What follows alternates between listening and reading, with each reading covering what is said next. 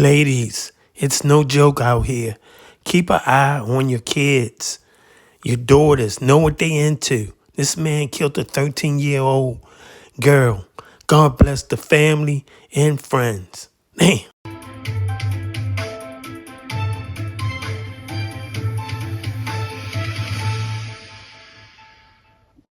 And that the man responsible now faces charges. Police say this is the last known photo of Naziah Harris. She's inside her classroom, smiling and waving at the tablet.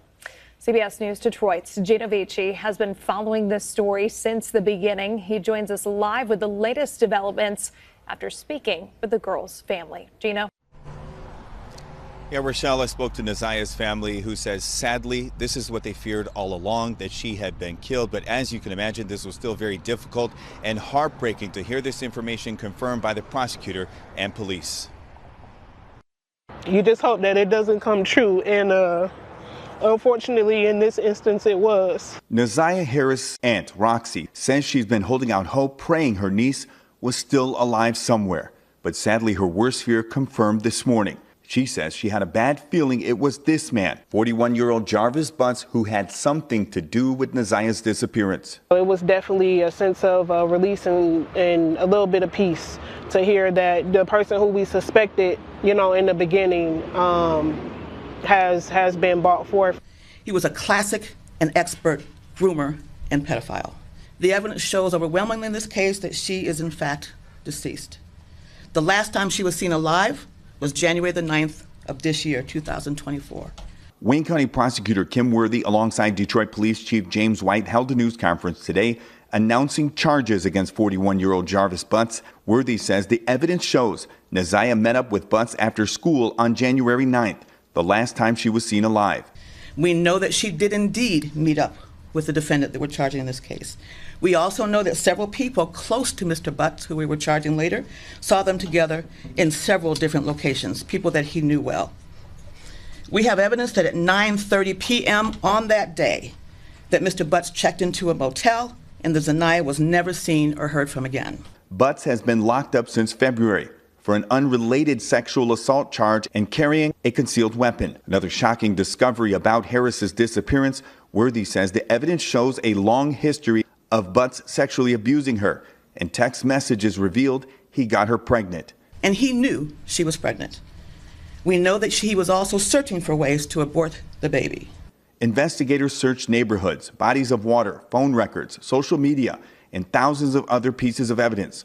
Worthy says the evidence collected against Butts is thorough and overwhelming. Today we are charging Jarvis Butts with 1 count of first-degree premeditated murder, 1 count of criminal sexual conduct in the second degree, and 1 count of child sexually abusive material. Worthy says Butts was very intentional about sexually abusing young girls. Mr. Butts targeted and befriended women who had to have sexual relationships with their young daughters. He would have relationships with their mothers, but his true desire was to have sex with their young daughters. That's what the evidence will show. Meanwhile, Naziah's family says they are devastated, but they do feel one step closer to learning exactly what happened to their loved one and why. We got some answers and we got some justice for her today. And hopefully when everything comes out in the trial, we'll definitely be able to finally get that closure that we need. Now, Rochelle, to be clear, Naziah's body has not been found yet. And get this, Worthy also announced 2 other sexual assault charges against Jarvis Butts involving 2 other young girls under the age of 13. Meanwhile, he is expected to be arraigned tomorrow morning inside a 36th District Court for the disappearance and death of Naziah Harris. Back to you. There's a heartbreaking case here, and learning that it's an expanded case. We'll certainly be following this for some time. Gino, thank you for that line. A crucial reminder here, help is available if you or anyone you know is a victim of domestic violence. You can call the phone number there on your screen or simply text the word START to 88788.